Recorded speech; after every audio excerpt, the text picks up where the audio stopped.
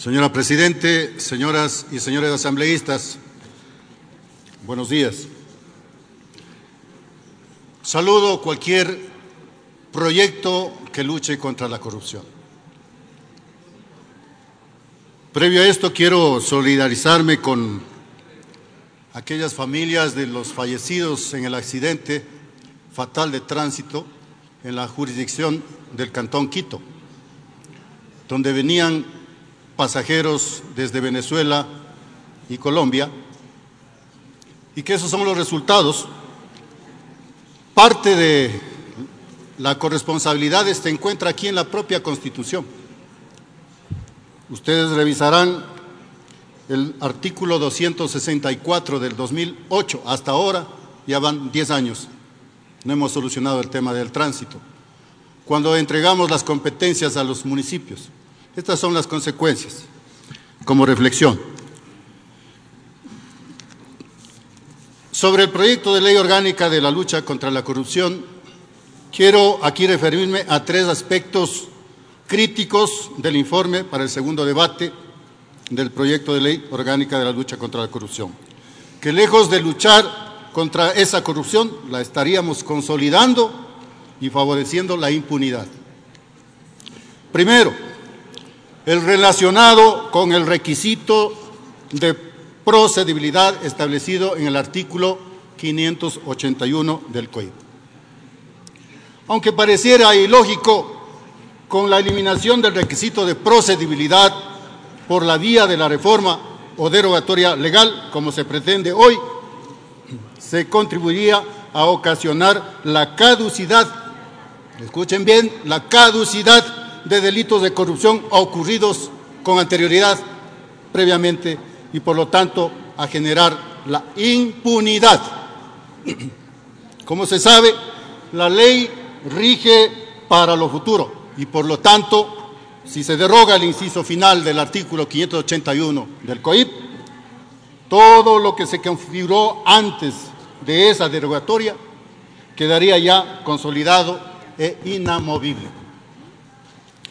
Uno de esos aspectos sería el de la caducidad de muchos actos de corrupción que con la derogatoria del citado requisito quedaría ya infirme. Esto como efecto directo del artículo 71 de la Ley Orgánica de la Contraloría General del Estado, que establece que este organismo solo tendrá 7 años para realizar informes y exámenes a instituciones y servidores públicos. De aquí se desprende que de todo ejercicio administrativo que no haya sido observado o examinado por la Contraloría en los últimos 7 años y que por lo tanto nunca se realizó un informe de procedibilidad y al respecto cuenta ya con el beneficio de la caducidad. Contrario a la Constitución. La Constitución señala que serán delitos imprescriptibles, artículo 233. Por el contrario, una declaratoria de inconstitucionalidad del citado requisito permitirá que los actos de corrupción cometidos en el pasado no prescriban, pues los efectos de la inconstitucionalidad se retrotraen al momento en que ocurrió con ella. Es decir, con la inconstitucionalidad del requisito de procedibilidad, los actos administrativos desde el año de 1998 no pueden ya beneficiarse con la caducidad y pueden ser investigados o abiertos en cualquier momento, pues desde la Constitución, como ya he señalado, desde el 2008, se señala claramente en el artículo 233 que son imprescriptibles. Debemos recordar, señora Presidenta y señores asambleístas, que la declaratoria de inconstitucionalidad tendrá como efecto la invalidez de un acto normativo impugnado y por lo tanto serán nulos aquellos actos que han sido fundamentados sobre la norma así declarada. Y aquí quiero informar que el 1 de febrero del 2018 presenté ante la Corte Constitucional una demanda de inconstitucionalidad del artículo 581, inciso final. Y de otro similar, el 285, que lo configuraron con las mismas características, que era peculado y lo transformaron en tráfico de influencias, transformándole en prescrito. Previamente, en la sesión del Pleno, el 30 de noviembre del 2017, yo había presentado aquí en el Pleno un pedido de cambio del orden del día para un proyecto de resolución exhortando a la Corte Constitucional para que se declare inconstitucional este artículo que se refiere al requisito de procedibilidad. Me extraña que en el informe para el debate, este debate de hoy, que estamos sosteniendo, nada se indique sobre la demanda ante la Corte Constitucional que yo he mencionado. Más aún, que esta ha sido admitida a trámite el 28 de mayo de este año y que ha sido notificado también la señora Presidenta de la Asamblea como el señor Procurador General del Estado. Esto, como es obvio, pone a la norma, a este artículo 581, en litis pendiente, es decir, se encuentra en litigio pendiente. Y por lo tanto, no podríamos tratar esta derogatoria como se la pretende hacer hoy día. Por esto, de manera urgente, solicito a la señora Presidenta de la Asamblea que suspenda el tratamiento de la reforma del artículo 581, numeral 3, inciso final, y pido más bien a las colegas asambleístas que se pronuncien para que la Corte Constitucional decida sobre la demanda planteada.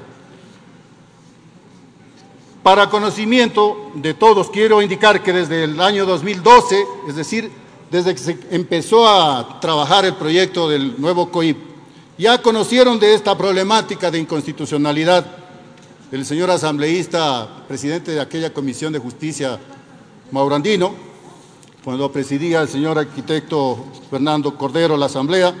Sin embargo, la norma fue puesta en el Código Integral Penal en el 2014. Segundo, el aspecto al que quiero referirme es el artículo 1, literal F de la reforma, referido a la sustitución del artículo 370 del COIP sobre el delito de asociación ilícita, mientras en la norma vigente este delito, para que sea o que se configure, solo tiene como presupuesto el solo hecho de la asociación. Con la reforma, el delito de la asociación ilícita requeriría de la comisión de delitos cuya materialidad se manifieste a través de actos que evidencien la pretensión de su ejecución y que no constituya tentativa. Es decir, se califica este presupuesto de configuración del delito en una manera en la que sea imposible que se llegue a los peces gordos de la corrupción, pues ellos nunca firmaron contratos, nunca emitieron órdenes, todo lo configuraron a través de un esquema de corrupción por el cual había una cadena perfectamente articulada para llevar a esos actos por la vía de la supuesta legalidad.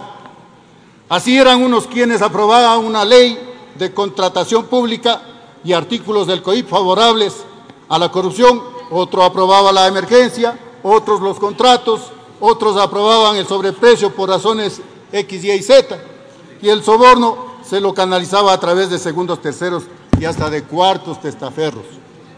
Entonces, esa materialización que se manifiesta a través de actos que evidencien la presentación de su ejecución y que no constituyan tentativa, jamás se podrá configurar en los delitos de corrupción cometidos.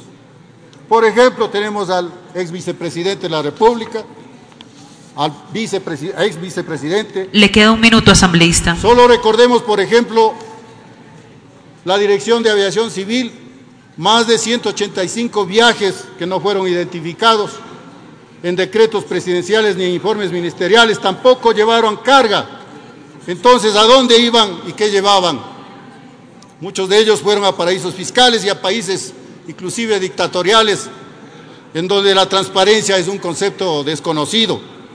Y el tercer aspecto al que quiero referirme es el artículo 1, literal J de la reforma. Aquí se plantea ese mismo requisito inconstitucional de procedibilidad, se lo pase a la etapa de acusación, que en caso de que no existiera aún ese informe, se le dé al Contralor 60 días para que lo produzca, es decir, un cambio de orden de factores. Los obstáculos se los pasa de un momento a otro.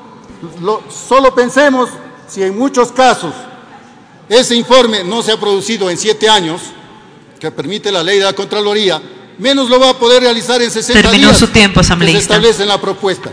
No encubramos la corrupción con una ley aparente de la ley anticorrupción. Gracias, señora presidenta. Gracias, señor asambleísta.